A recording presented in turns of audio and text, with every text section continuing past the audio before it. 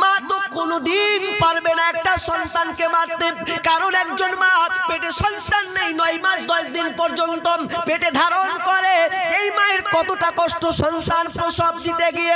বৈজ্ঞানিকরা বলছেন একটা মানুষ 47 ইউনিট ব্যথা অনুভব করতে পারবে, কিন্তু মায়েরা 47 ইউনিট ব্যথা নয়, বিজ্ঞানীরা প্রমাণ করেছেন 57 থেকে 58 ইউনিট ব্যথা তাকে অনুভব করতে হয়। আর 57-58 ইউনিট ব্যথা, এটা কেমন ব্যথা তারা উদাহরণ দিচ্ছেন। 206 খানা হাড়কে যদি একত্রিত করে দেওয়া হয়, তাহলে ওটাকে যদি একসাথে মুচড়ে বের করে দেওয়া হয়, তাহলে অতটা ব্যথা ওই মাকে ভোগ করতে হয়। তার মানে একজন মা ছাড়া কেউ বলতে পারবে না সন্তান প্রসব দেওয়া কত যন্ত্রণা আসে। এই জন্য দেখবেন গত বছর তার আগের বছরে পেপার দিয়েছিল, একজন মা বেঁচে শুয়ে আছে, মা সিরিয়াসলি এমন অবস্থা, সন্তান বাঁচাতে গেলে মা মরবে, আর মাকে বাঁচাতে গেলে সন্তান মারা যাবে। এখন ডাক্তার কি করবে বের করতে পারে না। এমন সময় মেয়েটাকে বলছে, মা তোমাকে একটা কথা বলি, কি বলো তো, তোমার এমন একটা অবস্থা হয়েছে, বলো দুটার মধ্যে একটা অপশন, তুমি তোমার ছেলেকে বাঁচাবে না তুমি বাঁচবে। তুমি যদি বাঁচো তোমার সন্তান মারা যাবে, আর সন্তানকে যদি বাঁচাতে চাও তোমাকে মরতে হবে। এখন কোনটা করবে বলো? তখন মা কোনো চিন্তা ভাবনা নাই, মা সঙ্গে সঙ্গে উত্তর দিয়েছেন, এটা পেপারও এসেছিল, মা সঙ্গে সঙ্গে বলছে, ডাক্তার আমার সামনে আমার সন্তান মারা যাবে, মা আমি এটা কখনোই মেনে নিব না। আমি দুনিয়াতে এসেছি, আমার বিবাহ হয়েছে, আমার বিয়ে হয়ে আমার স্বামী দেখলাম, মায়ের মুখ দেখলাম, বাপের মুখ দেখলাম, ভাইয়ের মুখ দেখেছি, সূর্য কেমন দেখেছি, চাঁদের কিরণ কেমন দেখেছি, আবহাওয়া বাতাস খেয়েছি, অনেক কিছু খেলাম, আমার সন্তান তো খাই নাই, আমার সন্তান এখন মাত্র ভূমিষ্ঠ হবে। তো আমি চাই ডাক্তার মশাই, আমি বাঁচতে চাই না রে, আমার সন্তানটাকে তুমি পৃথিবীর বুকে বাঁচিয়ে রাখো, আমি মরে যাই ওই ভালো, আমার সন্তান পৃথিবীর আলো পাবে, সূর্যের আপনার চন্দ্রের কিরণ পাবে, আমি চাই আমার সন্তানটা বেঁচে থাকুক। যখন এই কথা বললাম, এই কথা বলতে বলতে ডাক্তার পর্যন্ত সেই দিনকে কান্না করেছিলাম। আহারে মায়ের বেদনা এই পৃথিবীর কেউ বুঝে না, মা কি জিনিস কেউ বুঝে না, মায়ের যন্ত্রণা কেউ বুঝে না। এই জন্য একজন কবি বলে, জীবনের মূল কষ্ট মায়ের প্রসব বেদনায়, 7 আসমান 7 জামিন তখন মায়েরই মাথায়। আমার সুন্দর মুখ দেখে মায়ের, আমার সুন্দর মুখ দেখে মায়ের ব্যথা যে যাই ভুলিয়া, ও আমার প্রাণের মা, মা গো মা কোথায় গেলে মোরে ছাড়িয়া, জনম দুঃখী ইয়াতীম আমি চাই না কেহ ফিরিয়া।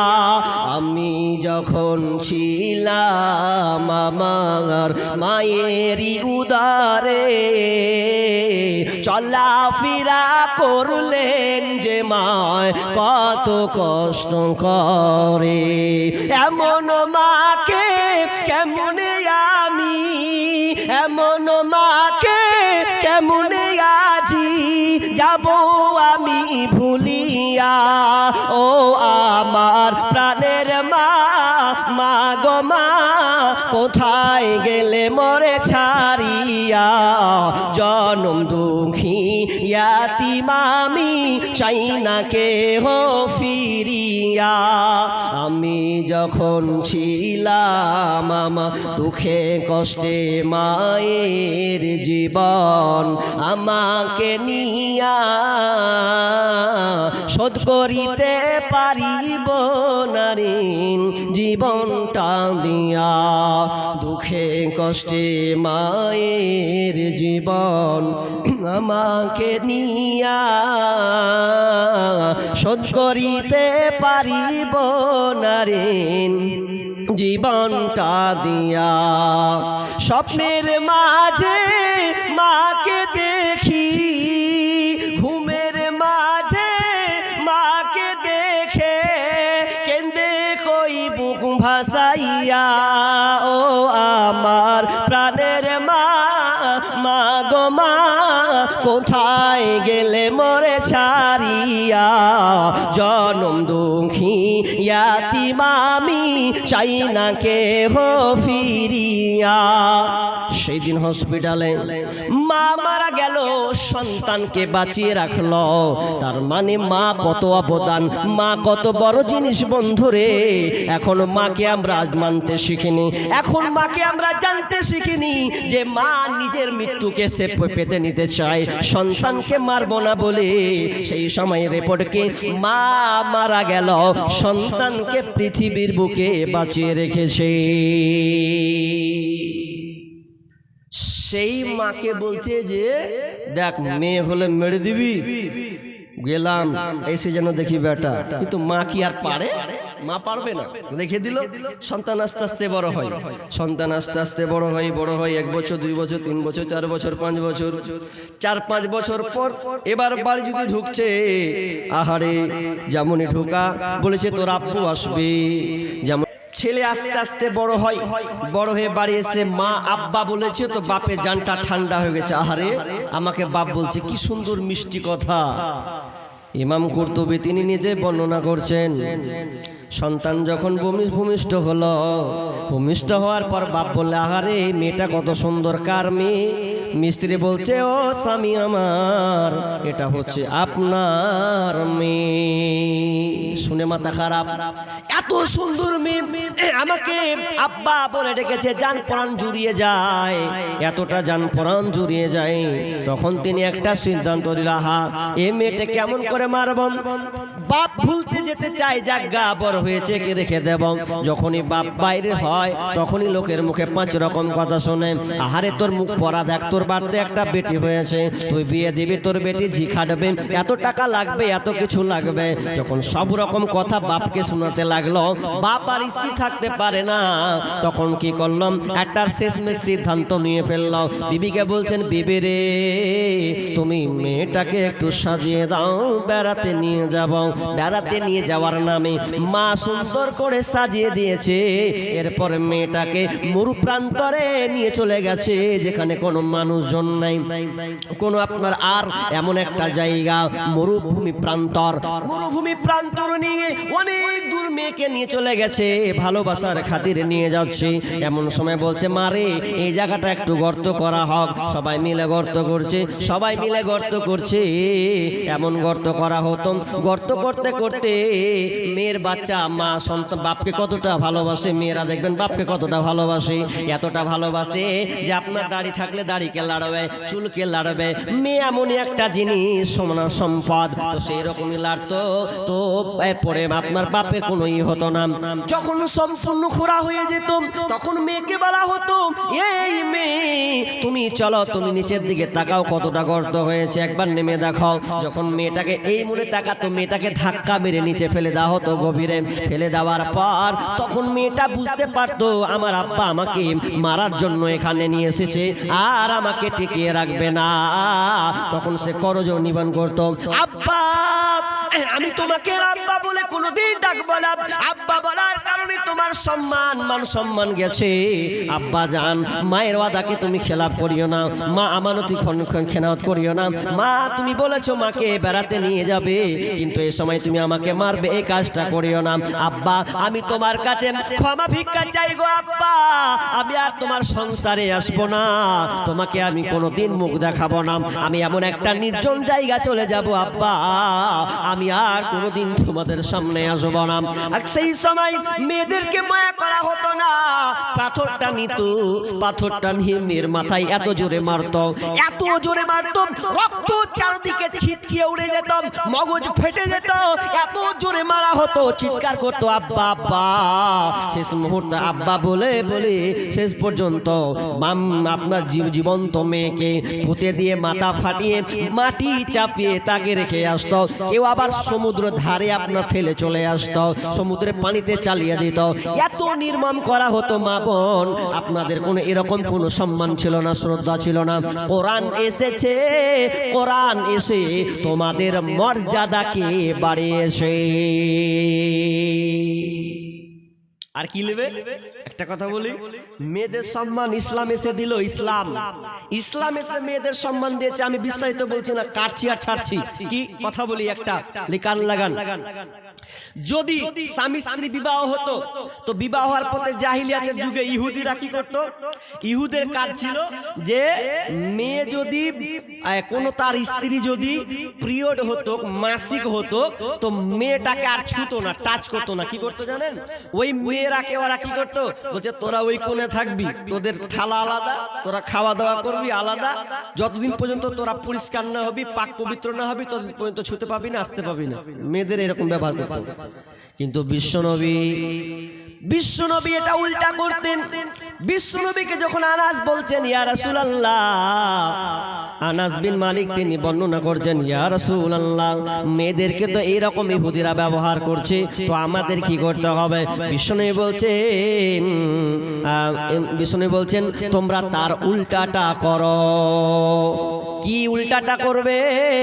ইল্লান নিকাহ। বিশ্বনবী বলছেন তোমরা মিলন ছাড়া তোমার বিবির সাথে তোমরা যা ইচ্ছা তা করতে পারবে। তার মানে তোমার স্ত্রী যদি মাসিক অবস্থায় থাকে তবুও তাকে একসাথে ঘুমাও, একসাথে ঘুমাবে, একসাথে খাবে, গল্প করবে।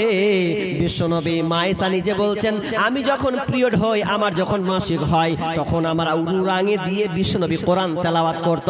তার মানে মেয়েদেরকে অপছন্দ করতো না, বরং ভালোবাসতেন। শুধু বিশ্বনবী একটাই কথা বললেন, ইল্লান নিকাহ। তোমরা এর অর্থ হচ্ছে তোমরা মিলন ছাড়া তোমার স্ত্রীর সঙ্গে সব কিছু তোমরা করবে।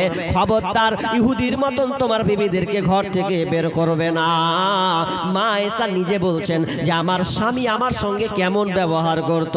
মা আয়েশা বিবি বলে যে পানি পেতাম, ফিরে সেই পানি আমি নবীকে দিতাম, পিতাম যেখানে আমি মুখ লাগাইয়া, নবীজি পিতেন সেইখানে মুখ দিয়া। আর যে হাড়ের গোস্ত লাগাইয়া দাঁত আমি ফিরে খাইতেন নবীনেকে জাত। নিহাত থাকিতাম আমি হায়েজের হালে, এইরকম করিতেন নবীনেকে নামে। কবু ঘৃণা করে নাই নবীজি আমার, কত ভালোবাসিতেন বিবি দিকে তার। আমার মুখের ঠায় ঠোঁট লাগাইয়া গোস্ত খাইতেন আপে খুশিতে ভরিয়া। তার মানে কত ভালোবাসতেন বিবিদেরকে। ইসলাম মেয়েদেরকে সম্মান ইজ্জত দিয়েছে। এবার আমি তিনটা ক্যাটালগ শর্ট করে বলবো, আপনারা চলেন, আমি আর বিস্তারিত গেলাম না। 1 নাম্বার মেয়ে হিসাবে অধিকার, 2 নাম্বার স্ত্রী হিসাবে অধিকার, 3 নাম্বার মা হিসাবে অধিকার। এই তিনটা শর্টে বলছি। নাম্বার 1, 1 নাম্বার মেয়ে হিসাবে অধিকার, কন্যা হিসাবে অধিকার, সম্মান কি দেওয়া হয়েছে? বিশ্বনবী বলছেন আনাস ইবনে মালিক রাদিয়াল্লাহু তাআলা আনহু قال قال رسول الله صلى الله عليه وسلم من على زاريتين حتى تبلغ جاء يوم القيامة انا وهو هكذا وضم اصابعه। বিশ্বনবী বলছেন যার বাড়িতে 2টা মেয়ে আছে, ভালো করে কান লাগান মা বোন, যার বাড়িতে 2টা কন্যা সন্তান আছে, আর ওই কন্যা সন্তানকে যদি সুন্দর ভাগে ভালো শিষ্টাচার শিক্ষা দেয়, মানে আলা জারিয়াতাইনি হাত্তা তাবলুগা, তার মানে বালেগা পর্যন্ত যদি তাকে ভালো করে লালন পালন করে, বালেগা পর্যন্ত ভালো করে যদি লালন পালন করে, তো যা ইয়াউমাল কিয়ামা, কিয়ামতের দিন তিনি নবীর সঙ্গে এরকম থাকবে। নিজে বলছেন আনা ওয়া হুয়া হাকাযা, তিনি আঙ্গুলকে উঠালেন, জম্মা সাবিয়াহু, এবং আঙ্গুলটাকে জমা করে দেখালেন, আমার সেই গার্জেনরা আমার সঙ্গে কিয়ামতের দিন থাকবে। তার মানে যার বাড়িতে 2টা মেয়ে আছে সে আপনার মেহমান হিসাবে সম্মানের স্বার্থে বিশ্ব নবীর সঙ্গে থাকবে। ছেলের ব্যাপারে 10টাও যদি ছেলে হয় পাবেন না। মেয়ে যদি 2টা হয় আপনার বাড়িতে, আর তাকে যদি আপনি ভালো শিষ্টাচার বালেগা পর্যন্ত ভালো, আরো হাদিস আছে বলছি, শিষ্টাচার যদি আপনি শিক্ষা দেন, ভালোভাবে গড়ে উঠেন আপনার মেয়েকে, তাহলে আপনি বিশ্ব নবীর সাথে কিয়ামতের দিন জমাট আঙুল দেখাচ্ছে, তার মানে একসাথে থাকবেন। কার সাথে? নবীর সাথে। তাহলে এটা কন্যা সন্তান হচ্ছে নিয়ামত, কন্যা সন্তান হচ্ছে নিয়ামত, এটা সৌভাগ্যের ব্যাপার। ভাগ্যে আছে বলে আপনি জুটেছেন, অনেকে পাই না। কিন্তু সোশ্যাল মিডিয়াতে দেখা যাচ্ছে কি মেয়ে সন্তান হয়েছে তো আছাড় দিয়ে মেরেছে, লিবে না বেটি। আহা, বিশ্বনবী কি বললেন? আবু সাঈদ খুদরি রাদিয়াল্লাহু তাআলা তিনি বর্ণনা করছেন, মান আলা সালাসা বানাতিন ফাআদাবাহুন্না ওয়া যাওয়াজাহুন্না ওয়া হাসানা আলাইহিন্না ফালাহুল জান্নাহ। বিশ্বনবী বলছেন, কারো বাড়িতে যদি মান আলা সালাসা সালাসুন, যদি কারো বাড়িতে তিনটা কন্যা সন্তান থাকে, তিনটা মেয়ে থাকে, ফাআদাবাহুন্না, আর মেয়েটাকে যদি ভালো শিষ্টাচার শিক্ষা দেয়, ওয়া যাওয়াজাহুন্না, মেয়েটার যদি